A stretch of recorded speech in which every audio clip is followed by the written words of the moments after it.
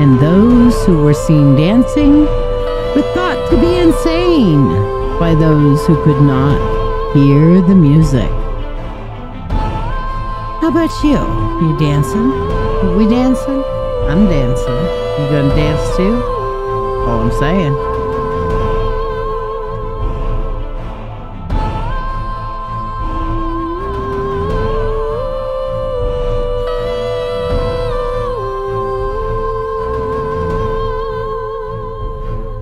How is everybody today?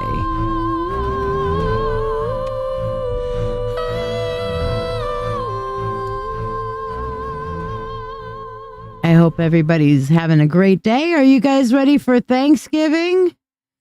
I spent the day with my besties prepping. We're prepping. We're being preppers. We're prepping for the Thanksgiving. What is on your menu? Inquiring minds want to know. What are your traditions / what's on your menu? Am I eating at your house tomorrow is the real question that I need to be asking. Because I want to know if your menu is better than our menu. Or if you're going to share some, whatchamacallit,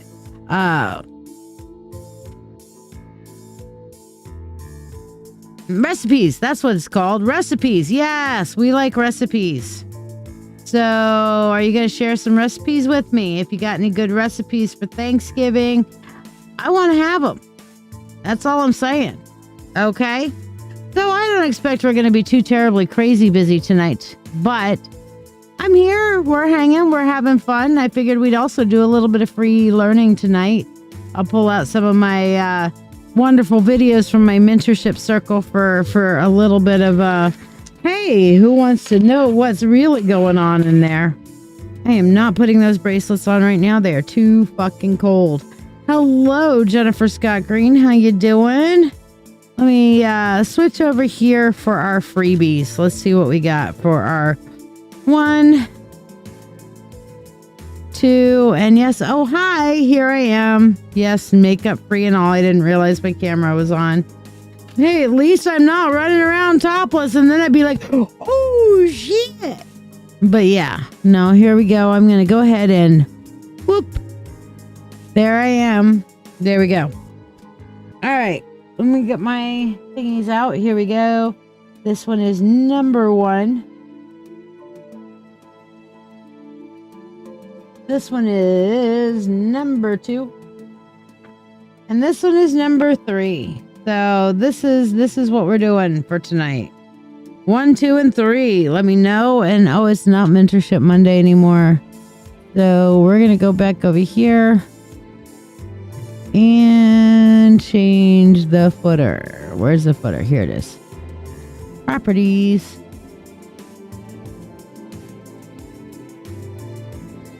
Alrighty, so here we go.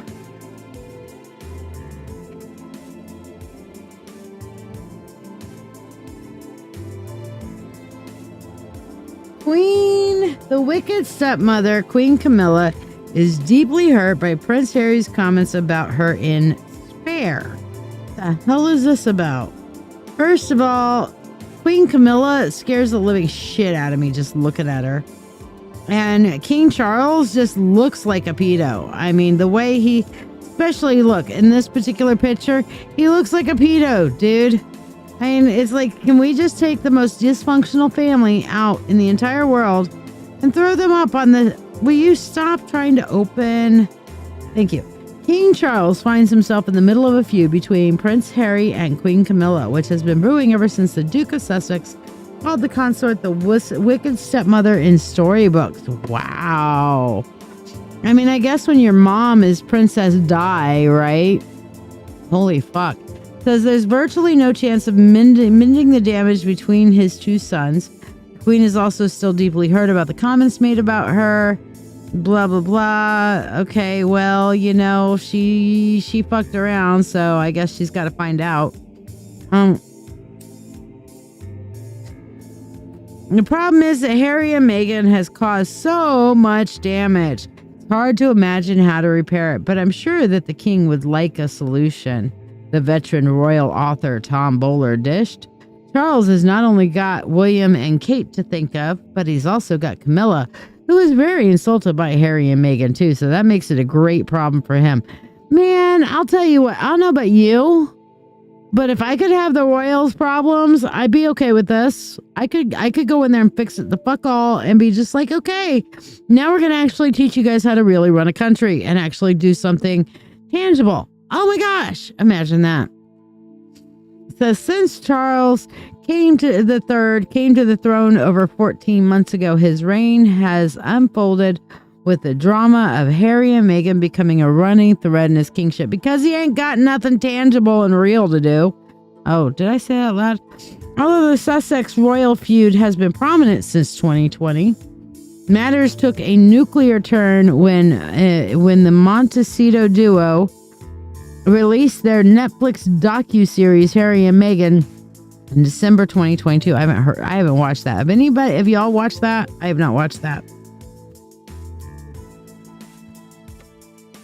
The royal analyst said that's nothing compared to the revelations in Spare the following month. The fifth in line to the throne laid into his brother and sister-in-law while characterizing his stepmother as dangerous. Okay. Wonder if she's a narcissist. Might be. By the way, pick your number 1, 2, and 3, guys. The fiery-haired prince described her as a ruthless character willing to sacrifice others for the sake of good PR. You know what? She don't got any good PR, so I don't know what the hell good PR she thinks she's got, Camilla. That made her dangerous because of the connections that she was forging with the British press, Harry revealed in an interview.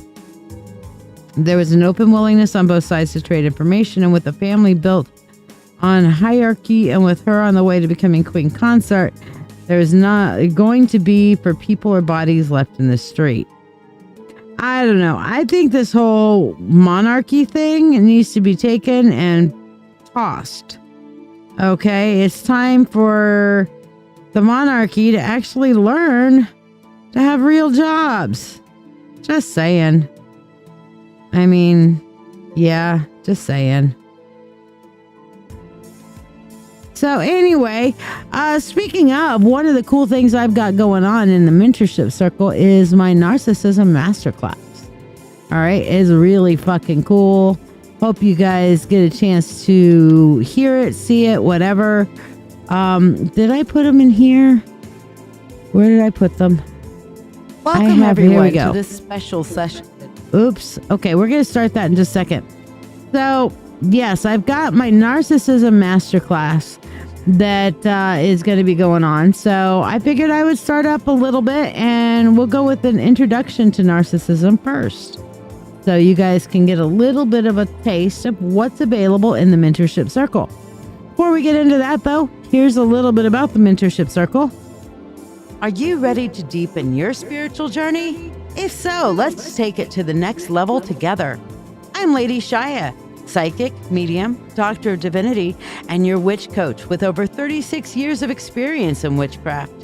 I invite you to the Mystical Mentorship Circle. This is the haven you've been searching for, especially if you're an empath or thirsting for a like-minded community. We learn everything from shadow work, Reiki, runes, tarot, astrology, and even life skills that matter. The best part? You get all of this for only $25 a month. You're not just learning, you're growing alongside a supportive community that understands you. Plus, you get special perks like free monthly readings, discounts on live events, masterclasses, and personalized mentoring from yours truly, the Witch Coach. Let your journey begin now. Visit LadyShiya.com.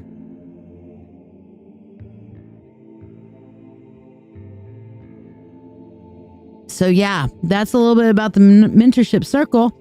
And of course, I've got the first 2 installments of the Narcissism Masterclass available for you guys to listen to. So here's the first one. And you guys can let me know what you think. This one's short. It's just the introduction. So, you know, hey, there's not a lot of us here tonight. You guys get some free teaching. So here you go. Have you ever met someone who seems to love themselves a little too much and doesn't really get how others feel? That's often what we think of when we hear narcissism. But it's more than just being self-centered. Narcissism is a personality trait that shows up as thinking you're more important than others, craving heaps of attention and admiration, and often not being great at understanding or caring about what other people need or feel. So what's behind this attitude? Narcissism isn't just a switch that gets flipped. It's a complex mix of things like a person's upbringing, their experiences, and sometimes their biology. Imagine a kid who's always told they're the best no matter what, or the opposite, one who never gets praised. These extremes can shape how someone sees themselves and others as they grow up. We all have moments of feeling a bit self-important, but there's a big difference between that and full-blown narcissistic personality disorder, otherwise known as NPD. NPD is a serious deal. It's when somebody's narcissistic traits are so intense that they have a hard time with relationships and everyday life. It's more than just being a bit self-absorbed. It's a constant pattern of thinking you're superior, needing endless praise, and struggling to empathize with others. Ever noticed how much attention we give to celebrities, influencers, and the whole "look at me" culture on social media? This can sometimes make narcissistic behavior seem normal or even desirable. It's like our society is putting a spotlight on being the best, looking perfect, and getting all the likes. This can feed into people's narcissistic tendencies, making them more focused on themselves than ever. This trait doesn't just stay hidden inside a person. It comes out in their actions and affects everyone around them. In relationships, it can feel like you're always second to their need for admiration. You might find they rarely listen or care about your needs. In the workplace, a narcissistic boss or coworker can be a real challenge.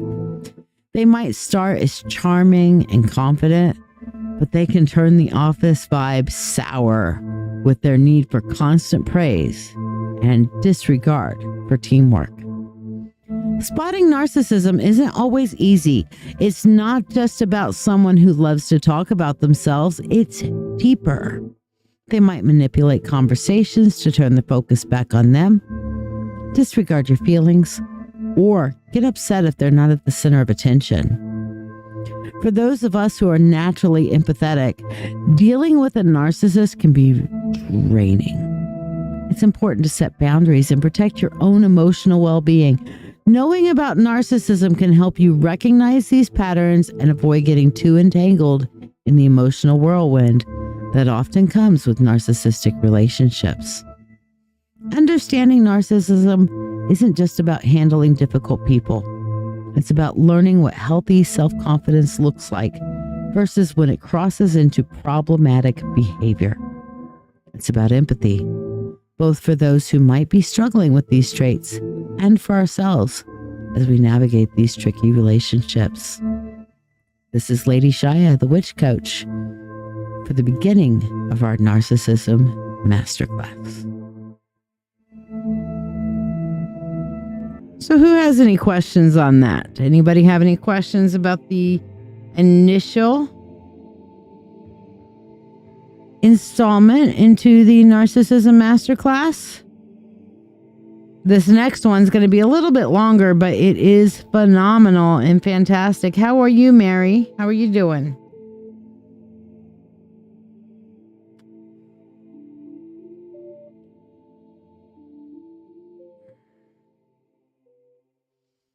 So, yes, we will. Here comes the wolf.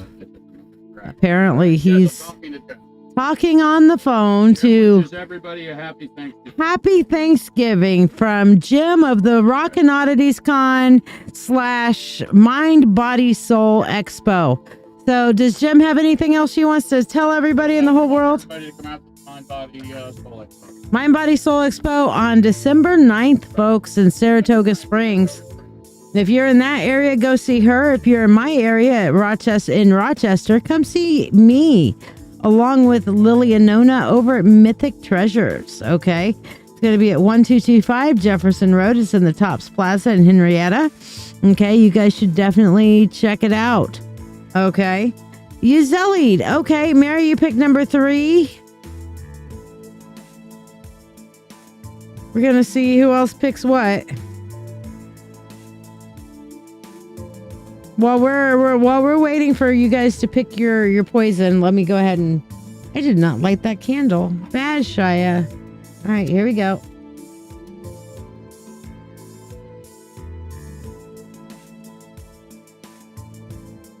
There we are. All right, so what is it that you're wanting to get a reading on tonight, Diana? We're going to go ahead and do yours while we're waiting for people because it's quiet night. I expected it would be because we are the night before a major holiday, so I didn't expect we're going to have a whole lot going on tonight, which is why we're going to do a little bit of learning. We're going to do a little bit of learning on the narcissism. We're going to do a little bit of learning on on Reiki. We're going to do some introduction to Reiki stuff.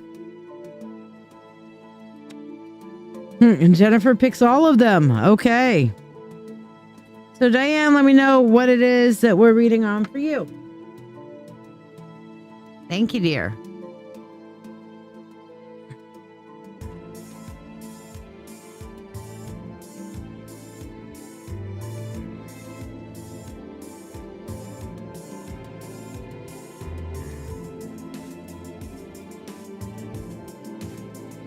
So while we're waiting for your reading, let's pick your freebie, Diana. For you, we have the Hermit. Nowhere can a man find a quieter or more untroubled retreat than in his own soul. So find your own sense of peace within yourself is what this was trying to say.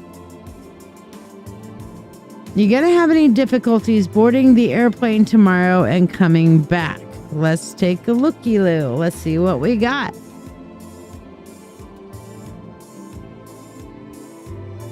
Oh, we're starting off good. Yeah, that's good. And that's good. So I'm seeing it's looking actually fairly decent because we have the 9 of Cups, we have the Temperance, and then we have the King of Wands. You're going to have to kind of balance things out a little bit is what I'm seeing with that Temperance thing. So there's going to be kind of like a little, I'm feeling a little bit of like a juggle of where the luggage goes, what you're doing, that sort of thing, what's kind of going on. But I am seeing prepare well, okay? Be prepared for a little bit of juggle, but you, with the King of Wands here, you're going to be able to accomplish your goal. So your goal, of course, being able to get there, get on the plane, and, you know, make shit happen and get back. So not really difficulties like as an, oh, no, you can't get on the plane. It's just going to be like a little juggle, a little shuffle. I'm picking up, you know, bumping some elbows kind of thing, like, you know, people with their fucking attitudes because it's the holidays. And you know what? With the holidays, you have some people who are like me, who are like, oh, the weather outside is frightful, but the snow is so delightful. You know, I'm going around going, it's the holidays. Happy holidays. Feliz Navidad. Prospero año y felicidad. Okay, I am going knuck and futs because it's like, it's the most wonderful time of the year. Okay, I'm enjoying it. And I'm like, I get the little holiday bug and I'm like, okay, we're going to go cray-cray. I'm going to have fun. We're going to be all about the happy, happy, joy, joy. And we're just going to embrace the season and just, you know, all right, let's bring some cheer to the darkest part of the year because you know what? The sun is coming. Yule is coming. And Yule teaches us a very important lesson to always have hope because what does Yule teach us? The sun will come out tomorrow. Bet your bottom dollar that tomorrow there'll be sun. All right. And so that's what it teaches us. It teaches us that, yes, despite the fact that it's been getting darker and darker and darker and darker and darker, that's the day it all turns around. The sun is reborn and the days get longer and longer and longer. Okay.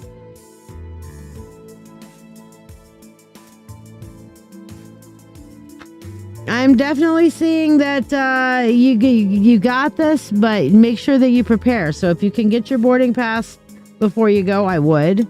But it's just saying, be well prepared.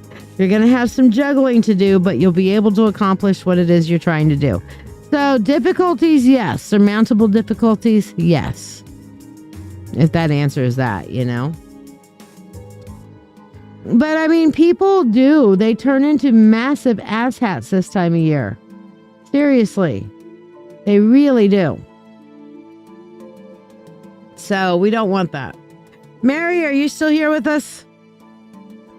We'll see what your freebie is here in just a minute. Meanwhile, you guys can choose 1, 2, or 3.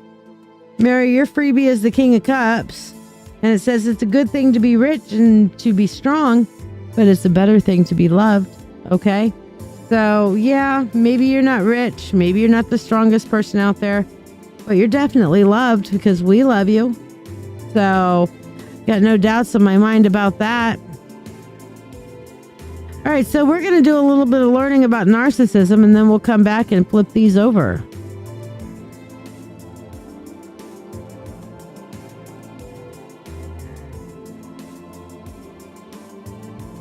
Welcome, everyone, to this special session, a free preview of our much-anticipated Narcissism Masterclass. I'm Lady Shiya, also known as the Witch Coach, and I'm delighted to guide you through some enlightening insights from this comprehensive course. Today, we're going to delve into a fascinating topic that touches many lives: the dynamic interplay between empaths and narcissists. This preview will offer you a glimpse into the depth and richness of the full masterclass, which is exclusively available through the Witch Coach's Mystical Mentorship Circle. In this session, we will explore the unique traits of empaths and narcissists, understand why they are often drawn to each other, and discuss strategies for healthy interactions and personal empowerment. Our journey will take us through the metaphysical aspects of empathy, the hidden depths of narcissism, and the transformative path that lies ahead for those navigating these relationships. This preview is just the beginning. The full Narcissism Masterclass within our mentorship circle offers an extensive exploration of this topic, complete with detailed guidance, practical strategies, and supportive community interactions. So, sit back, relax, and let's embark on this insightful journey together. And remember, if you're intrigued by what you learned today, the complete masterclass awaits you in the Witch Coach's Mystical Mentorship Circle. Now, let's begin our exploration into the world of empaths and narcissists. In the intricate dance of human relationships, the connection between empaths and narcissists stand out. It's a relationship that often baffles outsiders but holds a deep, albeit complex logic. Let's dive deeper into this dynamic, especially from a metaphysical perspective, and understand the unseen energies at play. Empaths stand apart in the human emotional spectrum, often perceived as having a unique metaphysical gift. This gift isn't just high sensitivity. It's an almost supernatural ability to tune into the emotional frequencies around them. Imagine a world where every emotion around you echoes within you, where you can feel the joy, sorrow, or anxiety of others as intensely as if it were your own. This is the realm of the empath. Empaths experience a heightened form of sensory input where emotions are concerned.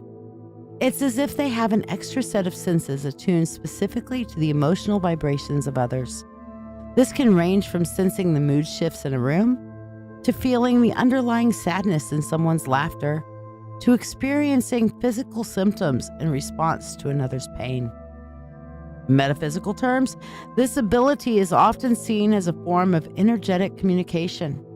Empaths are believed to have more receptive energy fields, making them sensitive to the subtle shifts in the emotional landscapes around them. They are like living, breathing emotional barometers, constantly gauging and responding to the unseen emotional undercurrents that permeate their environment. Empaths often find themselves in roles where healing, whether emotional or physical, is involved. Their ability to deeply understand and feel the emotions of others gives them a unique perspective on pain and suffering. This can manifest in a compelling urge to soothe pain, to heal, and to bring comfort to those in distress. However, this drive to alleviate the emotional burdens of others can sometimes lead empaths to neglect their own emotional needs. The downside to this remarkable ability is the risk of emotional overload. Without adequate boundaries, empaths can find themselves swamped by the emotions of others. They may struggle to distinguish between their own feelings and those they absorb from people around them. This can lead to emotional confusion, exhaustion, and burnout. The constant exposure to the emotions of others, especially negative emotions, can be overwhelming and draining. For empaths, learning to manage their gift is crucial. Developing techniques to ground themselves, protect their energy, and cleanse their emotional palate is essential. Practices like meditation, spending time in nature, or even just having quiet moments alone can help empaths reset and clear their emotional channels. Empaths live in a world where emotions are vivid, intense, and deeply felt. This world is rich with compassion and understanding, but also poses unique challenges that require careful navigation. The empath's journey is one of constant learning, balancing, and most importantly, self-care to maintain their emotional well-being while embracing their profound gifts. The connection between a narcissist and an empath often begins with the narcissist's magnetic charm. Narcissists typically exude an aura of confidence and allure that can be incredibly captivating, especially to an empath.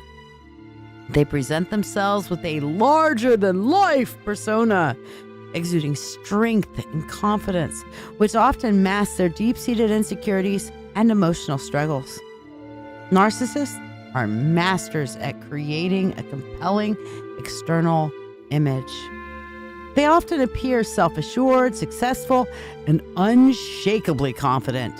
This facade is particularly attractive to empaths, who are naturally drawn to healing and nurturing others. The empath may perceive this veneer of confidence as an indicator of a strong and stable personality, not immediately recognizing the fragile and vulnerable reality hidden beneath. Beneath the surface of their grandiose exterior, many narcissists hide intense emotional pain and insecurities. Their need for admiration and attention often stems from deep-rooted emotional needs and unresolved issues. This external bravado serves as a protective shield to cover their vulnerabilities from the world and, more importantly, from themselves. Empaths, with their innate healing abilities, are often subconsciously drawn to the narcissist's concealed pain. They can sense the emotional discord lurking beneath the narcissist's charismatic exterior and feel a compelling urge to provide care and understanding. Empaths may believe that their empathy and compassion can help the narcissist confront and heal their inner wounds, drawn by a desire to bring emotional balance and healing to the narcissist's troubled psyche. In this dynamic, the empath often becomes emotionally invested in the narcissist's well-being. They might pour substantial emotional energy into the relationship, hoping to see a change or an emotional breakthrough. However, due to the narcissist's inherent self-focus and lack of genuine emotional reciprocity, the empath's efforts can often feel like a one-way street, leading to emotional exhaustion and frustration. For empaths, recognizing the complex nature of the narcissist's appeal is crucial. The allure lies not just in the narcissist's superficial charm, but in the hidden emotional depths that the empath feels compelled to heal. This recognition is key for empaths to maintain their emotional health and avoid becoming ensnared in a potentially draining and unbalanced relationship dynamic. In the complex dance of human relationships, The interactions between empaths and narcissists can often evolve into a unique form of emotional symbiosis. This dynamic, while intricate and often challenging, reveals much about the nature of both parties involved. Narcissists, for various reasons, may find it difficult to process and deal with their own emotions in a healthy way. They might struggle with deep-seated insecurities, unacknowledged fears, or unresolved traumas. This emotional turmoil, often hidden beneath a veneer of confidence and self-sufficiency, requires an outlet. Unconsciously, narcissists might seek out empaths who are naturally open and emotionally receptive to serve as conduits for their unprocessed emotions. Empaths, with their innate sensitivity and desire to heal, can become unwitting hosts to the narcissist's emotional baggage. They often take on the feelings and emotional states of others as if they were their own. And in the case of a narcissist, this means absorbing their intense emotions, ranging from anger and frustration to sadness and insecurity. The empath, driven by a deep-rooted desire to bring peace and balance, may work tirelessly to process and neutralize these negative energies. This dynamic creates an unbalanced exchange between the empath and the narcissist. The empath, acting almost like an emotional support animal, provides constant emotional labor, absorbing and attempting to alleviate the narcissist's emotional turmoil. The narcissist, on the other hand, may become increasingly dependent on the empath for emotional stability, often without giving much in return. This can lead to a cycle where the empath's emotional needs and well-being are overshadowed by the needs of the narcissist. For empaths, this symbiosis poses significant risks. Constantly processing somebody else's emotions, especially the often intense and negative emotions of a narcissist, can be draining and emotionally damaging. Empaths may find their energy field depleted, their mood affected, and their own emotional needs unmet. It can also hinder the empath's ability to maintain a clear sense of self, as their emotional world becomes increasingly entangled with that of the narcissist. It is crucial for empaths to recognize this dynamic and the toll that it can take on their emotional health. Establishing and maintaining healthy boundaries is essential. Learning to identify and separate their own emotions from those they absorb, and understanding when to step back and prioritize their well-being are key skills for empaths in these relationships. For the narcissist, acknowledging their emotional dependency and seeking healthier ways to process and express their emotions is a necessary step towards a more balanced relationship dynamic. In the emotionally charged relationship between empaths and narcissists, empaths often bear a significant metaphysical burden. The continuous cycle of absorbing and processing the narcissist's emotions can be more than just mentally taxing, but it can affect an empath on a metaphysical level. For an empath, constantly taking on the narcissist's unprocessed emotions is akin to carrying an invisible yet very heavy emotional load.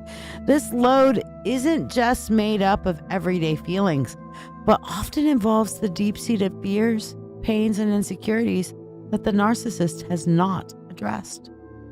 Empaths, in their empathetic nature, not only sense these emotions, but also take them on, trying to heal or resolve them internally. This process can be incredibly draining, as it requires a vast amount of emotional and metaphysical energy. The impact of this burden can be transcendent of the emotional realm and begin to manifest physically. Empaths may experience unexplained fatigue, headaches, and other physical symptoms that are directly tied to the emotional work that they're doing. It's as if the body is responding to the intense energy work that the empath is undertaking and signaling a need for rest and recovery. Mentally, this continual absorption can lead to feelings of overwhelm, anxiety, and a loss of emotional equilibrium. Empaths might find it difficult to distinguish their own emotions from those they are absorbing, leading to confusion and a diminished sense of self. Spiritually, the constant focus of processing another's emotions can leave little energy for the empath's own spiritual practice and growth. They may feel disconnected from their inner selves and their spiritual path as their energy is constantly being directed outward. One of the biggest challenges for empaths in this dynamic is finding ways to replenish their depleted energies. It requires conscious effort to engage in practices that restore their emotional, physical, and spiritual well-being. Activities like meditation, spending time in nature, or engaging in creative pursuits can help empaths recharge and cleanse their energy fields. It's also crucial for empaths to develop and maintain strong boundaries to prevent the overabsorption of others' emotions. Recognizing that metaphysical burden that they carry is a vital first step for empaths in these relationships. It's important for them to understand that while their ability to feel deeply and heal others is a gift, they must also prioritize their own well-being. Learning to manage their empathic abilities, seeking support when needed, and taking time for self-care are essential strategies for empaths to maintain their balance and well-being in the face of this unique challenge. Navigating and ultimately breaking the complex cycle between empaths and narcissists demands a journey of self-awareness and empowerment for both parties. Each must undertake a path of introspection and growth, albeit in different ways, to foster healthier relationships and personal well-being. For empaths, the key to breaking free lies in understanding and respecting their own limits, recognizing that the deep empathy is a gift, not an obligation. They are not responsible for healing everyone, especially at the cost of their own well-being. Setting energetic boundaries is essential to protect their emotional space. Practical techniques like grounding exercises, which help empaths stay connected to their own energy, and shielding methods, which provide a protective barrier against overwhelming external emotions, are vital. Energy cleansing rituals can also be beneficial, helping to clear any residual emotional energy picked up from others. These practices empower empaths to maintain their emotional equilibrium and prevent the draining effects of taking in too much from others. For narcissists, the path forward towards healthier interactions and relationships is rooted in self-awareness. Recognizing their reliance on empaths for emotional processing is a significant first step. Narcissists must learn to acknowledge and accept their vulnerabilities, and understanding that their grandiose exterior often hides deep-seated emotional needs and insecurities.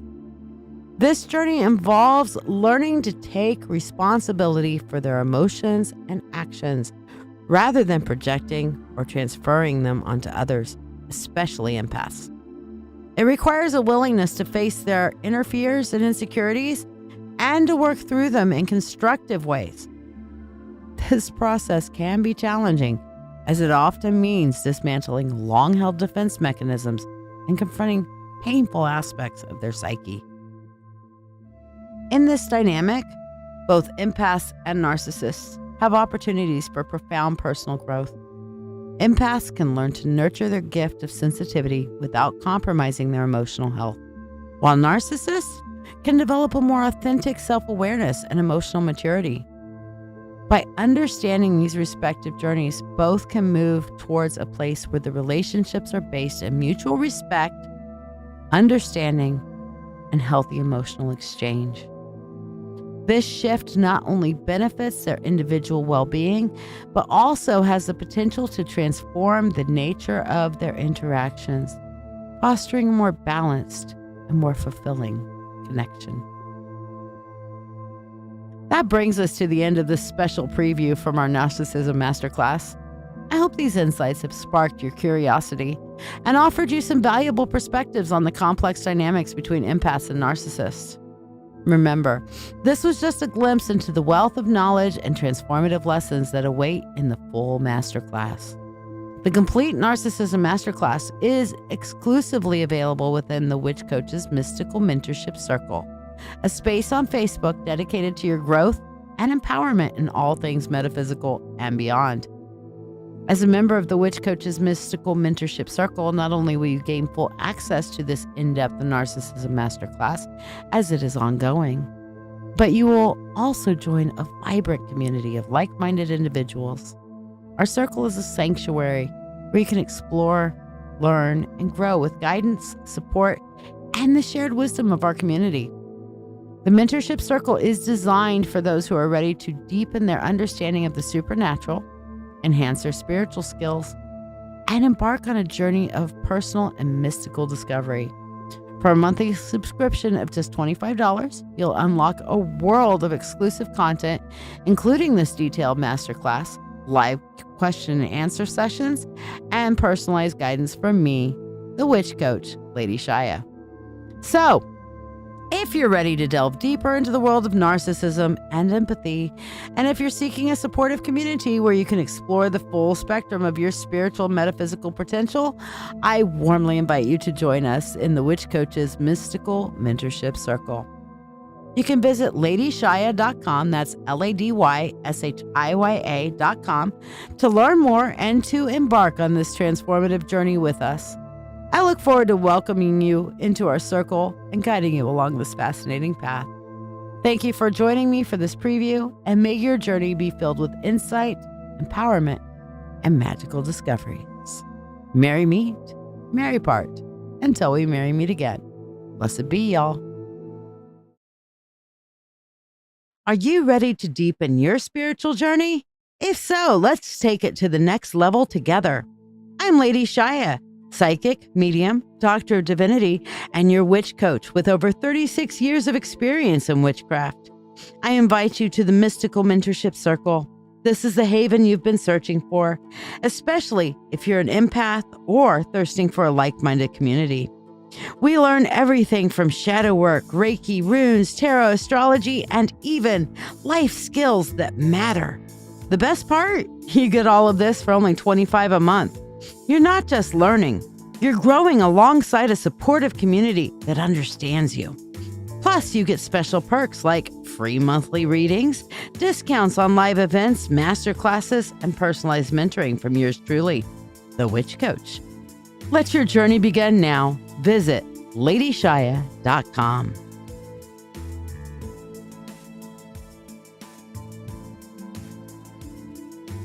So to continue on with our holiday special, because it's that kind of a night for holiday stuff, I'm going to put up the first couple of installments of my Reiki class.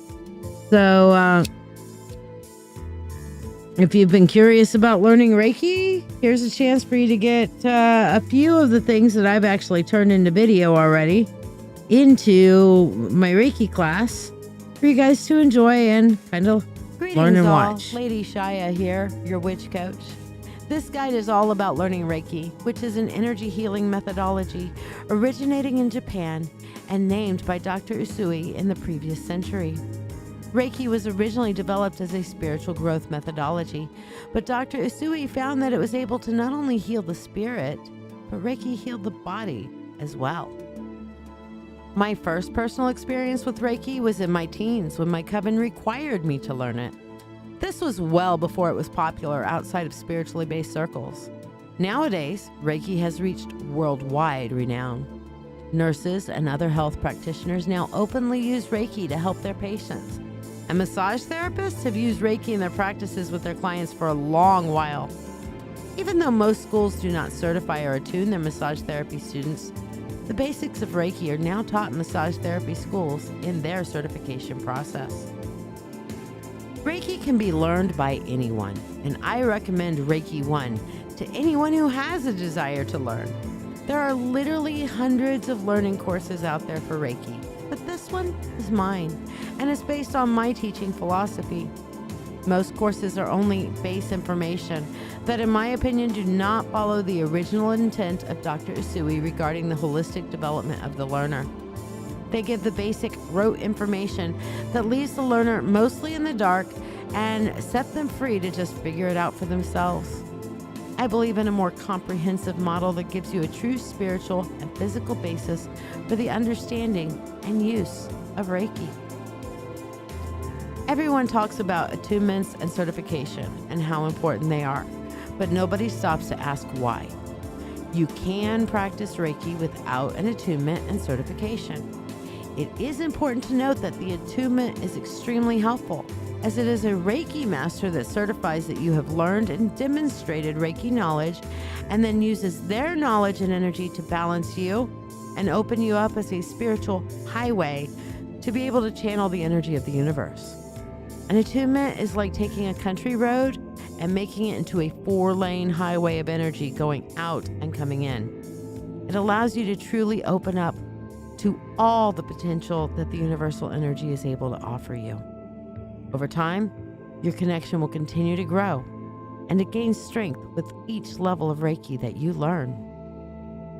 In my opinion, Reiki 1 is the most powerful to learn, and the other levels are building blocks to greater abilities, as well as the use of Reiki on others.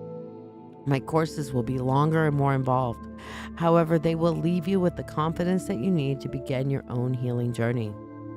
Through my mentorship circle group, I will be teaching Reiki 1 class in a series of videos and text. After that, I'll be adding Reiki 2 and Reiki 3 in subsequent months. If you would like the attunement and certification by me afterwards, it will be based on a separate donation. You'll need to prepare for the attunement with some dietary and meditation requirements for the 48 hours prior to each attunement. You will also need to pass a verbal assessment for each level of Reiki you have learned through the training guide prior to scheduling your attunement. If you would like more individual coaching for learning Reiki, that will also be available for donation as well. I will not do back-to-back attunements for each level. You will need to learn each one individually and practice it a while before coming back to me for the next assessment and attunement. Upon the completion of your attunement, you will receive a certification from me of your completion in each level. Again, this has been Lady Shiya, your witch coach, here introducing you to Reiki 1. So yeah, hopefully that helped and blessed you. I'm doing a little bit of free teaching tonight for the holiday kind of stuff. This is stuff I've kind of recorded. I've got this Reiki class completely finished out. However, I'm going back now and recording it on an audible level for everybody so that y'all can, those of us who learn listening to things can learn. So welcome, Bridget. Glad to have you. Happy Thanksgiving. Here's the next installment on the Reiki teaching. So I have the first 3 parts done besides just my teaching philosophy. So I'm just kind of playing them for you guys to enjoy tonight. These are some of the teachings and stuff like that I put in the mentorship circle. So if you become a part of the mentorship circle, you'll get to see some of this stuff. So here's a preview for you guys. Welcome to our Reiki Level 1 journey. I'm Lady Shiya, and I'm thrilled to kick off our Level 1 Reiki course. I cannot tell you how much joy it brings me to guide each and every one of you in this amazing journey. You might be asking, Lady Shiya, what's so special about Reiki? Well, let me tell you a little story. Years ago, I was searching for something more than just going through the motions of everyday life. I wanted to tap into a greater sense of peace and healing, not just for me, but for everyone around me. And guess what? That's when I found Reiki, and oh my stars, it was like finding a hidden treasure. So, what can you expect from this course? First off, you'll learn what Reiki is and why it's amazing.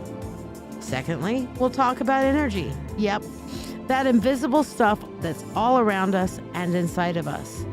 Third, we'll dive into chakras, those cool energy centers in our body. And fourth, guess what? We'll explore your magical 5 Reiki principles that can be game changers in how you live your life. If you've ever felt tired, stressed, or just out of sorts, this course is for you. Reiki has this fantastic way of filling us up with positive vibes and energy. It's like taking your car to the gas station when it's running low on fuel. Only in this case, you are the car and Reiki is the fuel. So, grab your favorite crystal, light a candle, and settle into a comfy chair because we're about to start this fantastic voyage together. And I couldn't be happier to share this sacred space with all of you. Remember, the goal here is simple, introducing you to your best life. Big hugs and love to all of you. This is Lady Shiya, your witch coach, signing out.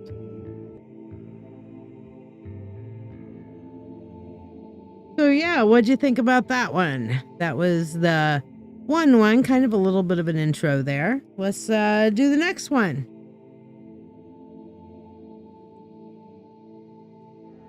Level 1 Reiki 1-2. The epic journey into Reiki, exploring its rich history, variations, and rise to global prominence. Hello, beautiful souls. This is Lady Shiya. Grab your favorite warm tea or soothing drink, snuggle into your favorite chair, and let's journey together through the mesmerizing universe of Reiki. This is a big one, so get ready to explore, learn, and marvel at this incredible healing art. A closer look at Reiki, the core principles. At the heart of Reiki lies the concept of universal life energy. Picture an intricate web of luminescent energy strings weaving through everything around us. Each tree, every drop of ocean water, the air, and of course, us, humans. Reiki is not just an external force, it lives within us, a part of our very essence. In this magical interplay of energies, we find that we are not separate entities, but part of a unified whole. Isn't that just incredible to think about? Now, let's consider the practical aspect. Reiki is not merely a theoretical framework, it's a practical, hands-on healing technique.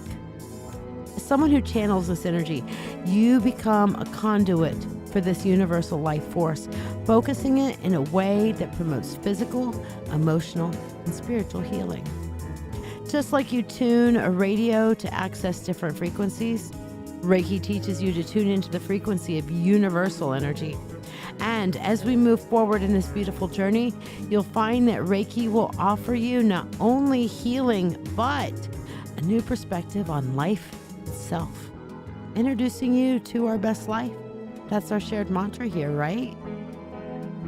The pioneering spirit of Mikao Usui. Mikao Usui, the founder of Reiki, was a spiritual adventurer with an insatiable curiosity about the world. Picture him walking through Japan's luscious landscapes, meditating in ancient temples and seeking wisdom from various spiritual traditions. His spiritual quest led him to Mount Kurama, where after 21 days of fasting and meditation, he had an awe-inspiring spiritual awakening. This profound experience on Mount Kurama was more than just a mere meditation retreat. It was an absolute transformation. It is said that a great ball of light hit him and he gained the ability to heal. The universe handed him an age-old secret, a secret he knew he had to share with the world. From that moment on, Mikao Usui devoted his life to mastering this newfound energy and teaching others how to harness it. He established a clinic in Tokyo where he healed and trained others, laying the foundation for the future of Reiki as we know it. The global journey of Reiki, from Japan to your heart.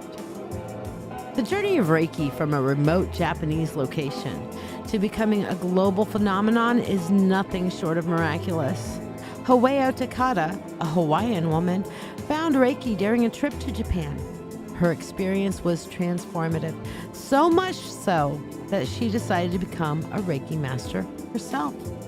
Upon her return to Hawaii, she began teaching and spreading the word. But how did Reiki go from being an obscure Japanese practice to a global phenomenon? Part of its expansion owes to its adaptability. Reiki masters around the world began incorporating their own cultural interpretations and healing techniques into the practice. What started as a simple healing practice in Japan grew into a multifaceted international healing art. So popular has Reiki become that it even made its way into modern healthcare settings like hospitals and wellness centers.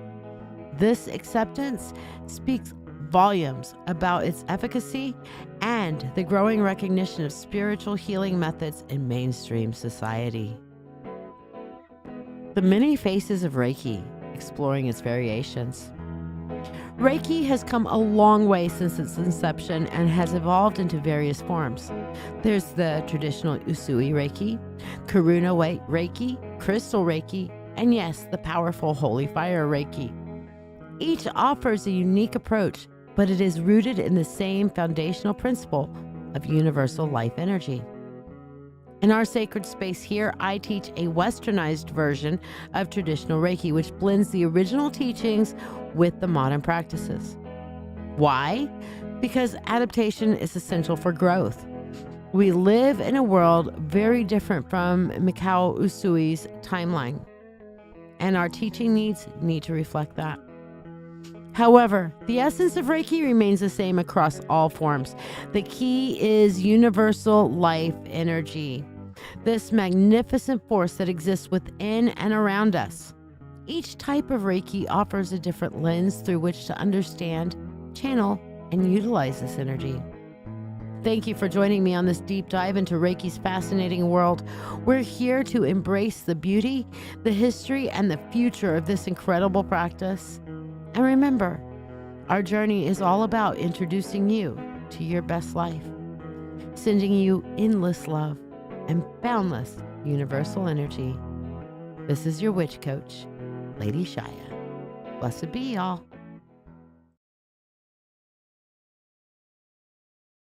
Hopefully that helped and blessed you. Jonathan, are you here right now? Jonathan, where you at, my buddy? I see that you got down for a priority reading for this evening. So let me know when you show up. Meanwhile, we're going to jump into the next installment. Reiki 1-3. This is the next one. Level 1 Reiki 1-3. The unseen engine of life, the pivotal role of energy in our lives and Reiki. Hello, beautiful energy bodies. This is Lady Shiya. Are you ready to embark on a transformative journey? Today, we are diving headfirst into the expansive ocean of energy, a world both enigmatic and awe-inspiring. This is a realm where science meets spirit, and where the mystical energies that bind us all together come alive in vivid detail. The path we're on is one of self-discovery and enlightenment, and I'm so glad you're here to explore it with me. The role of energy in our lives is often misunderstood, even overlooked. Yet, it is the cornerstone of our well-being, the pulse that reverberates through us and connects us to the universal life force that surrounds us. We'll be peeling back the layers, delving deep to uncover the secrets of this ever-present, yet often unacknowledged force, and revealing how it intertwines so beautifully with the practice of Reiki. The quintessence of my journey, personal anecdotes. Where to begin with my own odyssey of energy? It's been an intricate tapestry woven of threads of highs, lows, and those sublime in-between moments that capture the essence of being alive. The concept of energy has always been integral to my life, long before I even knew how to label it. I've always felt drawn to the moon and its phases, sensing its invisible pull on my moods and emotions. I remember staring at the moon from my bedroom window as a child, feeling as though it was whispering ancient secrets in a language my soul understood. In my teenage years, my sensitivity to energy became both a blessing and a challenge. I found myself deeply connected to nature, to animals, and even to people, intuitively picking up on their feelings and emotional states. While this allowed me to form some deep connections, it also sometimes led me to overwhelm. There were times when I felt like a sponge, soaking up all kinds of energies without knowing how to filter them or channel them. It was a chaotic time, a time of learning and self-discovery as I tried to balance my own energy along with a myriad of influences around me. When I first encountered Reiki, it was as if the universe had handed me a roadmap to navigate the labyrinthine world of energy. For the first time, I had a structure, a set of practices and principles that helped me understand what I had been sensing all along. Reiki didn't just give me tools. It gave me a language to articulate my experience and a framework to harness the energies that I had always felt, but never fully understood. The practice of Reiki transformed me. It was as if I had been carrying a sacred key all along, but only now discovered the lock it was meant to open. I learned to channel my sensitivities into healing, not just for myself, but for others. I learned how to draw on the universal life force, to become a vessel of balance and harmony, and most importantly, to facilitate the same transformation for others. The essence of Reiki, the universal energy. Now, let's delve into the universal energy that's fundamental to Reiki. This energy, known as Ki in Reiki, is akin to Chi in Chinese philosophy or prana in the Hindu tradition. It is the life force that flows through all living things, connecting us to one another and to the universe itself. The term Reiki literally means spiritually guided life force energy, a testament to the spiritual and cosmic elements inherent in this practice.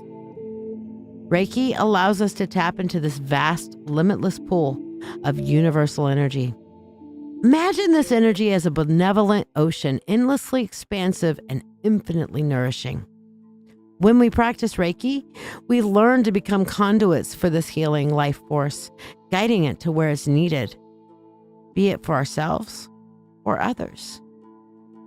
The concept of universal energy also touches on the principle of oneness, that we are all interconnected threads in the grand tapestry of existence.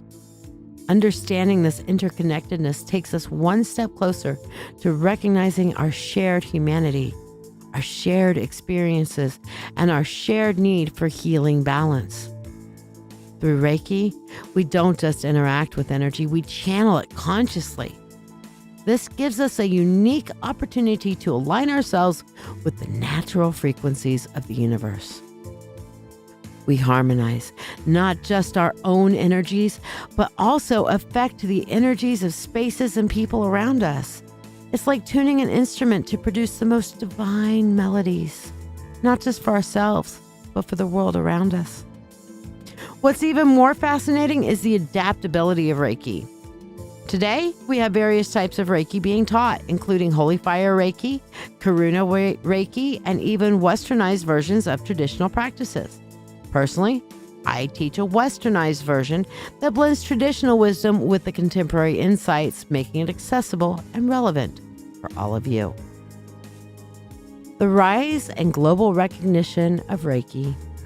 How did Reiki grow from its roots in early 20th century Japan to the worldwide practice that it is today? Founded by Mikao Usui, Reiki initially started as a spiritual practice aimed at self-improvement. However, its healing potential soon became evident, leading to a surge in its popularity. Reiki took on a global dimension when it reached the Western world, adapted and taught in a way that made it accessible across cultures. With more practitioners sharing their transformative experiences, Reiki's reputation as a powerful healing modality grew exponentially. Nowadays, it is widely recognized and even integrated into holistic health practices and some hospital settings. Reiki energy, a powerhouse in magical witchcraft. Magical witchcraft, a realm where intention, will, and energy coalesce to manifest change. For those of us walking this mystical path, the power of energy is not just a concept. It's a tangible force we engage with regularly. But Have you ever considered the immense potential that lies in integrating Reiki energy into your magical practices? Oh, it's a game changer, my dear friends. In the world of witchcraft, we're often drawing upon elemental forces, planetary energies, and the power of symbols and words to manifest our intention. Imagine the amplified power and precision you could bring to your spells and rituals by channeling universal Reiki energy. It's like adding a turbo boost to your magical workings. In the same way that you would call upon the elements or specific deities, you can channel Reiki energy to infuse your rituals with healing, balance, and a stronger connection to universal forces. Let's take spell work, for example. Often, spells involve the focusing of your will and intention to bring about change. The integration of Reiki energy into your spell work adds another layer of potency. Imagine you're crafting a love spell. You can use Reiki to heighten the emotional resonance of your spell components, deepening the impact and quickening the manifestation of your intentions. Or perhaps you're working on a protection spell. Channeling Reiki energy into your protective amulets or talismans can make them far more effective barriers against negativity. And it's not just spells that benefit. Reiki can elevate all aspects of your witchcraft. Incorporating Reiki into your divinatory practices, for example, can bring about clearer, more insightful readings. Whether you're reading tarot, casting runes, or consulting the I Ching, the clarity and focus that Reiki brings can make your divination tools more responsive and accurate. And let's not forget one of the most sacred aspects of witchcraft, the celebration of the Wheel of the Year, the Sabbats and Esbats. What if during those times of connections and honor, you could bring in Reiki as an additional element? As you celebrate the cycles of the moon or the turning of the seasons, the addition of Reiki energy can deepen your connection to these celestial and earthly cycles, enhancing not just the ritual, but your personal spiritual evolution. Reiki energy brings its own form of ancient wisdom and universal connection that aligns seamlessly with the art of witchcraft. By integrating these two powerful systems, you open the door into a practice that is not just transformative, but deeply healing and empowering on multiple levels. It's like discovering a hidden chamber of treasures in a temple you thought you knew inside and out. I hope this deeper exploration into the universe of energy and its integral role in Reiki has been enlightening. Remember, this is just the beginning. The journey to harnessing and embodying the sacred force is ongoing, and I am here with you every step of the way to make sure you're introduced to your best life. Sending you a cosmic hug charged with the purest universal energy. Lady Shiya, the Witch Coach, signing out. Blessed be, y'all.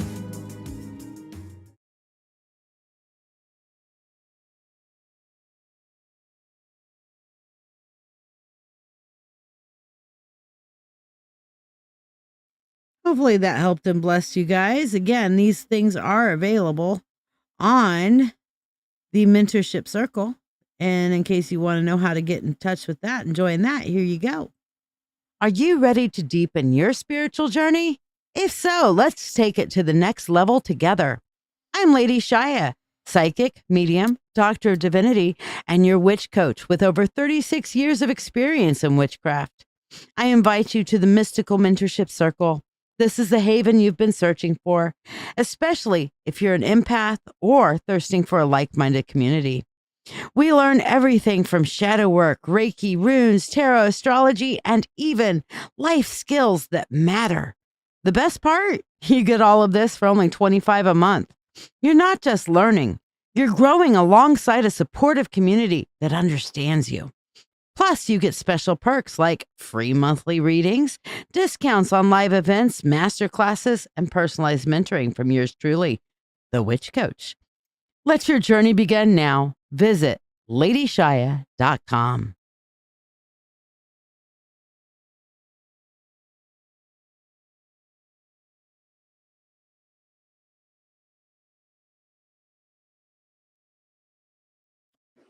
Welcome to the Journey of the Fool, a walk through the major arcana of the tarot.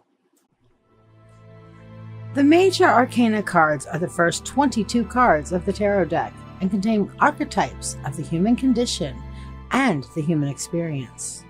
We can learn much about life, ourselves, and others around us with the powerful cards of the major arcana. Our journey begins with the Fool. Now you'll notice that he is standing there all by his lonesome, looking like he is ready to juggle and take on the world.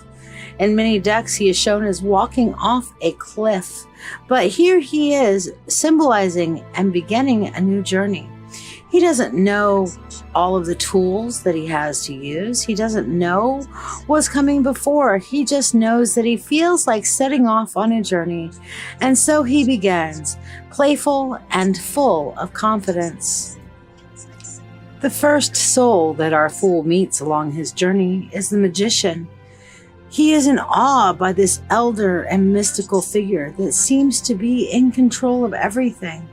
The Magician takes a few moments to explain to the Fool that there are many tools that he will need along his journey: earth, air, fire, water, and most of all, spirit. The Magician explains to the Fool that he must learn to understand and utilize these tools in order to be successful as he goes ahead. As the Fool leaves the presence of the Magician, he comes across a beautiful and mystical lady who speaks in a very soft yet wise voice. She teaches him that darkness is the key to all mystery, and that one must look within in order to adequately see without. She also explains to him, with the two pillars behind her, that life is about balance. There is both day and night to balance out the day, and one must understand themselves in the night in order to walk fully in the day. She shares her wisdom, knowledge, and her mysticism with him. Leaving the realm of the mystics, the Fool stumbles back into the light of day and comes upon the Empress in her garden. In the garden, the Empress is tending to her children and to the earth, and she explains to the Fool that to go forward in life, he must walk with intention. He must learn where to put his energies, and that when he puts his whole heart and soul into something, then the earth and the energies of the universe around him will bless him. But he must walk softly and with intention. Wherever he puts his energies, he will see a harvest. And as you reap, you will sow, she says to the Fool.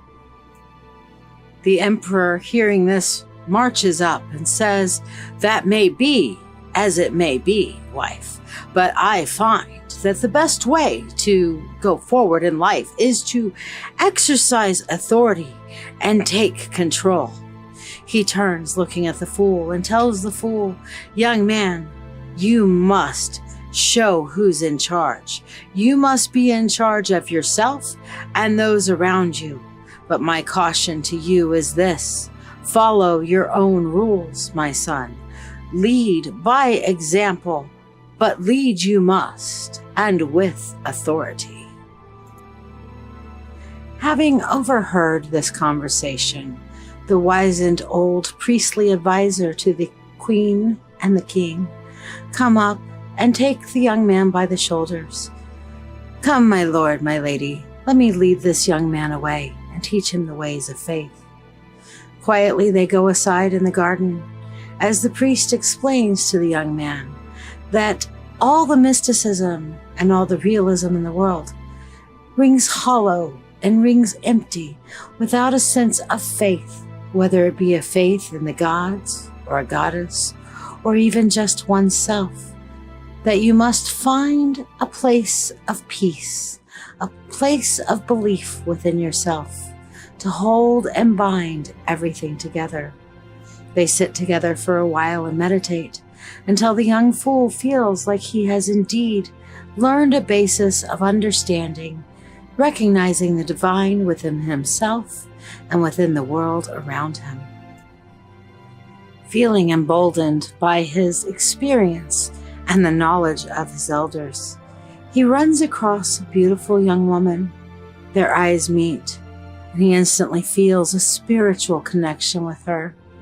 He embraces her and she him as they fall quickly and fastly in love with one another, recognizing the spiritual connections of eons past that still bind them with one another. They fall into one another's arms and spend many passionate nights together, exploring one another both physically and spiritually. He is quite content with this beautiful love for a time, and revels in it and enjoys the spiritual connections as well as the physical pleasures. Eventually, the fool realizes that his journey is not yet over, and he is not yet complete. So he must continue his journey before returning to his lover to truly enjoy all the spiritual depths that union has to offer. So he goes forward, remembering the lessons of before, realizing that he must now take control of his journey rather than wandering this way or that, and that he must go forward with purpose. So he sets out to see what life has to offer, moving forward at a rapid pace, allowing things to blow by in pursuit of his goals. As he continues to march forward, he realizes that he has found an inner strength within himself, that he himself carries many of these tools that were taught to him by the magician, the priestess, the empress, and the emperor, and that he himself has an inner strength and an inner fortitude, that he can face any obstacle that comes his way. His confidence grows as he recognizes his internal strength, and he realizes that he does not necessarily need to manipulate the world around him, but simply to harness the strength and the fire that he holds within his own soul. This revelation gives him pause, and he remembers what the wizened priest said to him, how little life means without a belief, without an understanding of self. Having been through more experiences, he feels he needs to take some time apart, some time away from the rush of his journey, to truly see and to contemplate and to understand the bigger picture of the world around him before he moves forward. So he takes some time apart, and he sits and he learns from himself and from his past, and he learns to see the bigger picture of the world around him. The fool, no longer being so foolish, realizes that there is a time and a season for everything, and that events seem to cycle around. When he doesn't learn a lesson, he gets to repeat that opportunity so that he may learn a life lesson. He begins to see the bigger picture and knows that seasons come and seasons go, and yet he learns and grows, and the truth always remains. If he doesn't like a moment, he may continue, and he will find another sunrise and another moment as things cycle around the wheel of time. Deciding now to continue his journey forward at long last, he stumbles next upon a village that is holding an open court out in the city square. He sits and observes for a time, and he watches the wheels of justice as they turn, realizing that no matter what, people weren't happy, that there was no satisfying everybody, that somebody was always upset, and things rarely seemed completely fair despite everybody's best efforts. He realizes from this that justice cannot be blind, that justice must do everything it can to be fair, and that he must do what he can to keep life fair and honorable. Dismayed by the workings of the world, he feels he needs some time apart, so he sets himself again some time for meditation, this time placing himself in a different perspective by hanging himself upside down and looking at the world from a totally different view. From this, he realizes that sometimes he cannot look at things through his own filter. He must understand to walk in the shoes of another and understand how they see the world. And that to truly get a perspective, he must look at things from multiple directions. Once again, the fool picks himself up, dusts himself off, and moves forward. And as he goes along his journey, he passes by and sees a young couple moving into their home, full of excitement and vigor. He continues down the road, and he sees a funeral procession where an old widow is mourning her beloved husband. He realizes that the more you go through life, the more you experience change, and that you cannot fight change, but that change itself drives life forward. That this is something that can be happy or mournful, but all things have their time, as he learned before. Further down the road, he is greeted by an angel balancing fire and water. The angel speaks to the fool and says, "A fool you are no longer, for you have journeyed through and you have learned. And you must learn that with change, the balance is maintained. But you yourself must become the balance between light and dark, fire and water. Remember the lessons of the high priestess to look within. Remember the lessons of all that you have passed through, to know that spiritual and physical, metaphysical and practical must work together and be balanced. You hold the balance and you control this. Do not let others sway you, for ahead of you there lies temptation and things that would dissuade you from your balance. Be warned, young fool, not to make the fool's choice." The fool listens and hears and contemplates as he continues to walk down the road. Eventually, he hears sounds of revelry and merrymaking from ahead of him. He comes around the bend and sees a large mansion with people in all kinds of revelry and debauchery. From this mansion spilling out into the lawn and into the courtyards, merrymaking and drinking, and beckoning the fool to come and join them, for they are having fun. And he smiles and does. He goes to join them. Days, even months pass, and he realizes that the fun and the debauchery is not all it is cracked up to be, that this life feels empty and he feels trapped. Realizing that nobody will save him but himself, he finally picks up his head, stands up, and decides no more will he be a slave to his wanton desires and to the temptations around him that would sway him from his true path and his true journey. Having stumbled upon this revelation, he decides that he must share it with his fellow merrymakers. "Turn away from this life," he says to all of them. "Don't you understand that you are only drinking yourself into oblivion and that life is going on around you? That there is so much more to learn and grow and do and see than this?" They laughed at him and they mocked him, reducing all of his expectations to powder. He realized that when he built this tower of expectations in his mind, he felt that others would hear and understand his message. But he realized that he could expect nothing of anyone save himself, because to have expectations outside of reality, outside of oneself, the only thing that one can control, is to invite disaster and disappointment. He hung his head and walked away and left those to their merrymaking.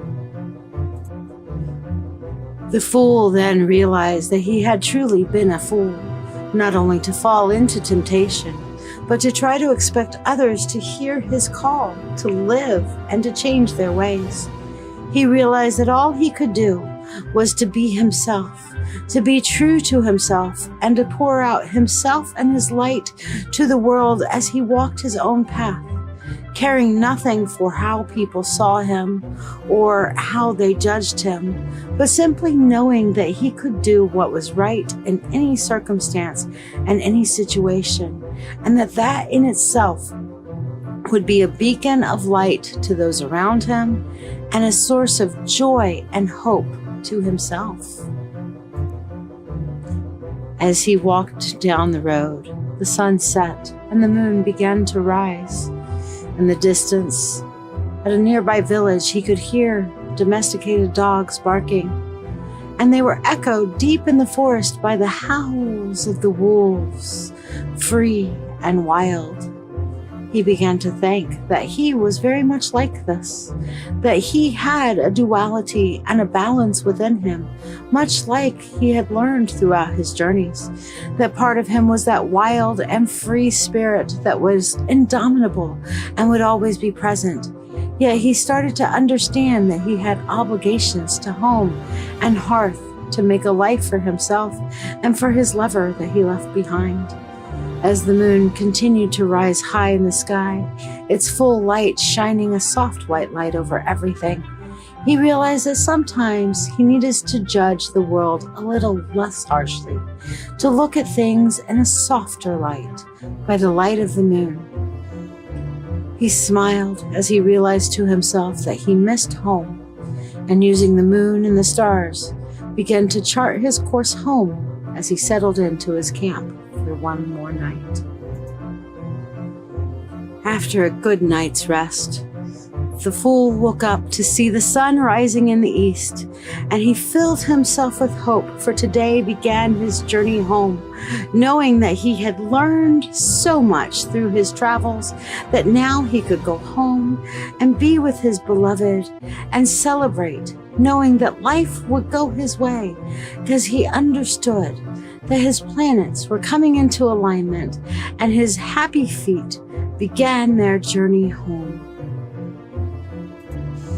His journey home did not seem overlong to him, but he had plenty of time to think over all of the things that he had learned throughout his journey. And he realized that sometimes you needed to take what was right and what you need and leave the rest behind. He realized that he needed to let go of those things which he learned which no longer served him, but hold on to those lessons which he found precious and beneficial, so that he could not carry the dust of the road once he got home. He spent this time on his journey home, cleansing himself physically, mentally, and emotionally, going through his shadows, understanding his demons, so that when he came home clean and a new man. As he arrived home, his wife got a glimpse of him out of her window and came rushing out to meet him, babe in arms. "Welcome home," they said, and they hugged, and he smiled, and he realized that this was where his journey truly began. This home, this family, this was truly his. All the lessons that he carried with him were his to use to begin this new journey and this new adventure. No longer the fool, but the wizened man with the world ahead of him. He looks over at his young child on the hip of his wife, smiles having met his son for the first time, and says, "Son, someday you too shall journey, and someday you too shall be wise.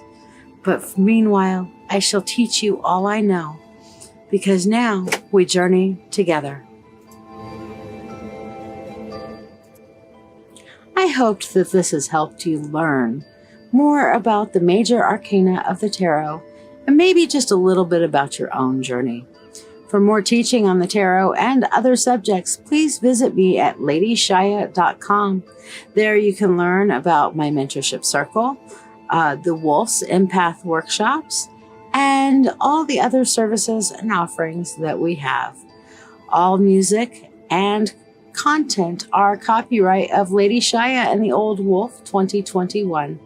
I hope to get to know you more in the future. And meanwhile, merry meet, merry part, until we merry meet again. Blessed be.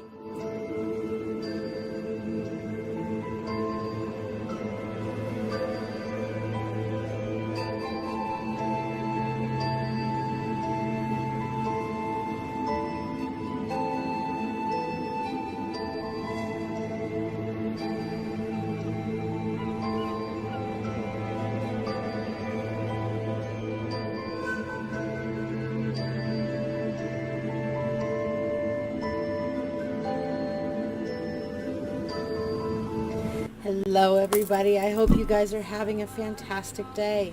Today, we are going to discuss conflict resolution.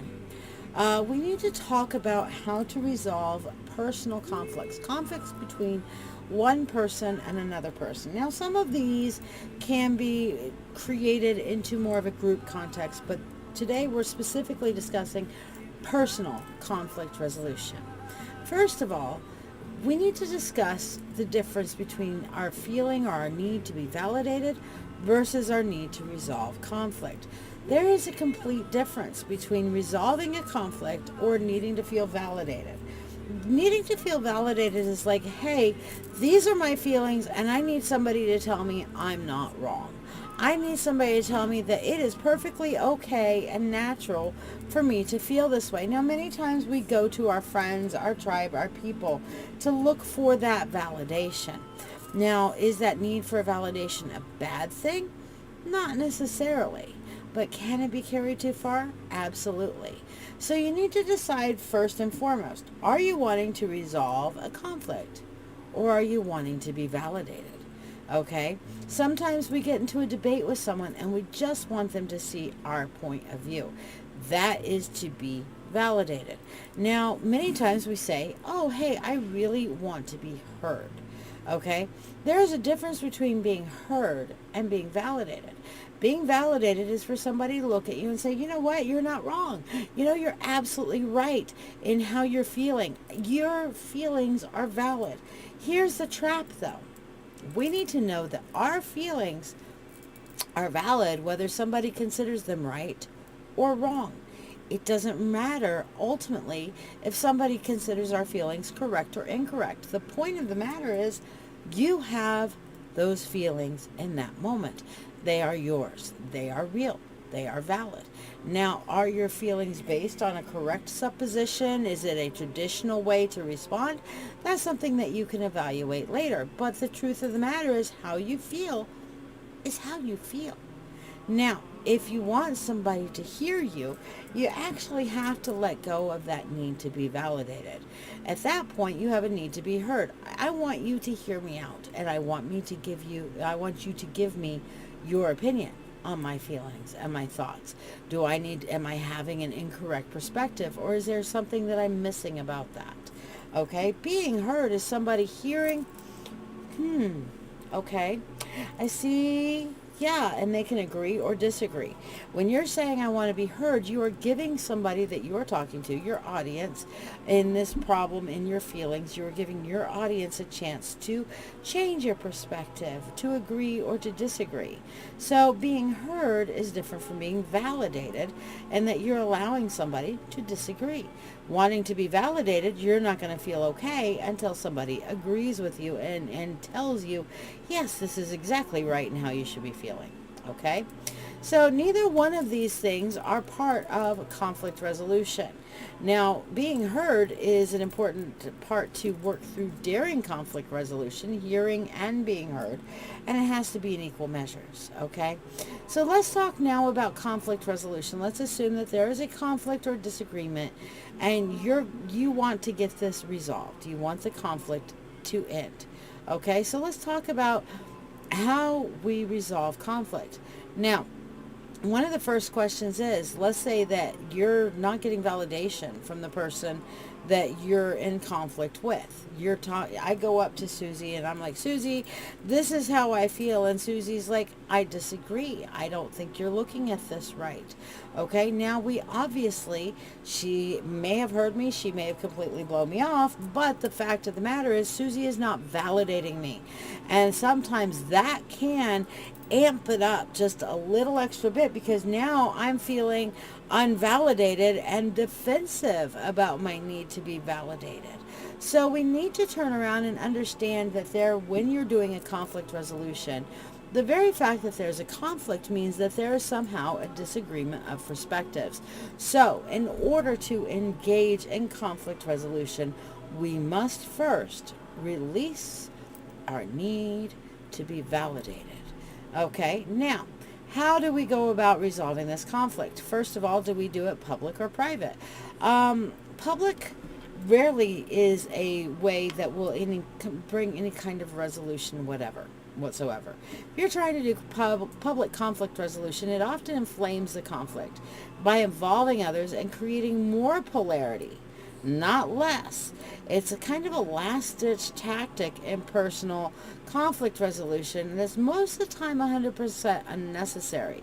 When people bring conflict resolution public, they are more often than not seeking the validation, not the resolution. Okay, so here are the stages that you should involve yourself in with conflict resolution, and these will be in the text of the video. Okay, 1. Decide what you would like to accomplish with this interaction. You've got to go into conflict resolution with a goal. What are you wanting to accomplish? Are you needing to accomplish a property division? This belongs to you, this belongs to me. Are you wanting to accomplish the restoral of a friendship? Are you wanting to accomplish an equitable passing of ways? Are you wanting to accomplish them doing their thing and you're doing your thing without a whole bunch of interference from each other? What is it that you want to accomplish in this conflict resolution interaction? That needs to be decided first and foremost. Now notice that in none of that was, I need to be validated. I need to get my pound of flesh for somebody to understand my perspective. Again, you have to release, for proper conflict resolution, you have to release that need for validation. Second part of the stage is now you approach the person that you have a conflict with. Okay? Hey, I would like to conflict resolution. And if you're looking for, how to go into those conversations, well, there's a book for that, Crucial Conversations. But you go to that person first that you have the conflict with. It is always advisable to go directly to the party at first. Now, if you're having a difficult time with that, then you can move on to step 3, which would be to find a neutral party or a party that has some authority over both of you, or perceived authority over the two parties involved, in order to assist.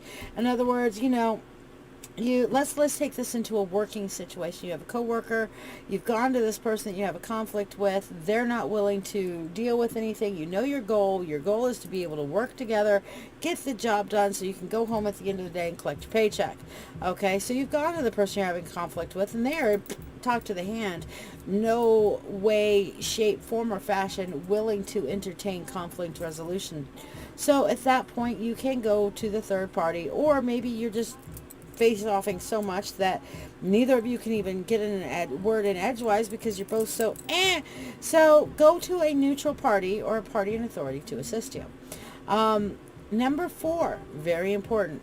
You must at that point let go of your need to be right. Again, we're going back into the whole validation thing, where you do not require the validation of the other person. This is not about being right. Okay, which takes us to step 5, which is keeping your ultimate goal in mind. Remember that goal you started with? Kind of got to go back to it and say, okay, it's not about me being right. It's about me being able to work with this idiot so that I do not kill them or kill somebody else in the process. Okay? So I just need to find a way to work with this person. I don't need them to acknowledge me as being right, and I don't need to accept that I'm wrong. I just need to find a way to accomplish my goal. Then the final stage here is number 6, be willing to compromise. Compromise is often stated as a solution that neither party is fully happy with, but both can find acceptable. When you're in a full conflict resolution where no agreement can be reached, there must be a context for compromise, where you have to let go of some of your less important parts to be able to ultimately accomplish your number 1 goal. Okay. What happens if you can't resolve the conflict? Well, then at that point, you need to decide if the conflict even needs to be resolved. Okay. If you absolutely find that you cannot work with Susie, then, does it need to be resolved, or can you possibly request a transfer? Can you possibly request getting on a different shift, a different schedule? Is there a context to being able to walk away? Is there a way that you can just keep distance? Does it even need to be resolved? Okay. Or are you just wanting your pound of flesh? Are you just wanting other people to validate you? We go right back to the validation thing again. You really need to, at that point, evaluate, what do I gain or lose by pursuing this resolution need of mine? Am I really conflict resolutioning at this point? What do I gain or lose by continuing to pursue this conflict resolution? Okay, now if you find that this really has to be addressed, you need the job, you can't quit, Susie's a complete and total bitch, you can't transfer departments, whatever, then you need to find alternate approaches or solutions. And then revisit the stages that we talked about with your new goals in mind, okay? And so that's the point where you sit down and decide again, what would you like to accomplish with this interaction? Obviously, you weren't able to accomplish your last goal.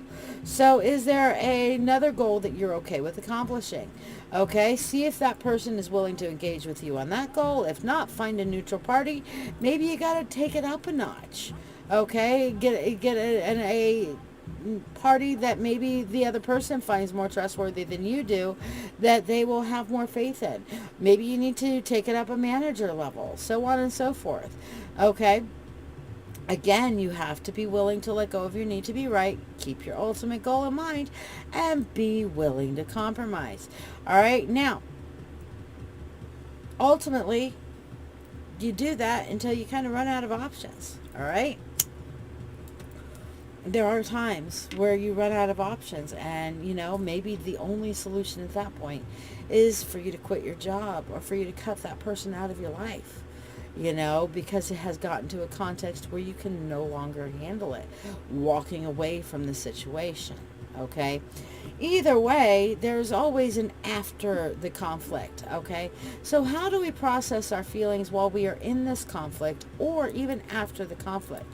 Okay, first of all, one of my favorite things is finding a neutral party, someone who can listen to you without getting involved. And what do I mean by getting involved? Somebody who doesn't necessarily need to validate you or validate somebody else. They can simply listen to you and understand. And sometimes that's what we really need. We think we need validation, but we just need somebody to listen and maybe understand our perspective, even if they don't agree with it. But you need to do it with somebody who's not going to be like, oh, hell no, I'm going to get up and I'm going to go and involve myself in the middle of this, or I'm going to get emotional about it, or I'm going to get whatever. You need to find that neutral party who can listen and be a part of this without being emotionally compromised. Okay? Next thing to do is to meditate, to understand yourself and your own motivations. What were your motivations in dealing with this? How has this changed you and affected you? Understanding yourself and your motivations. Then you can think about how you could handle situations like this in the future. Could your response be improved? If you go back and relook at your perspective from a few different ways, were you really at a point where this had to be created, where this conflict needed to be addressed, so on and so forth? And this is not a gaslighting stage. This is not a stage for you to gaslight yourself. This is a stage for you to be brutally honest.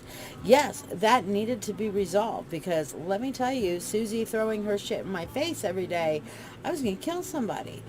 But is there something I could have done at the very beginning of this, when Susie first started her problem behaviors, that could have possibly headed it off from getting that bad? Maybe.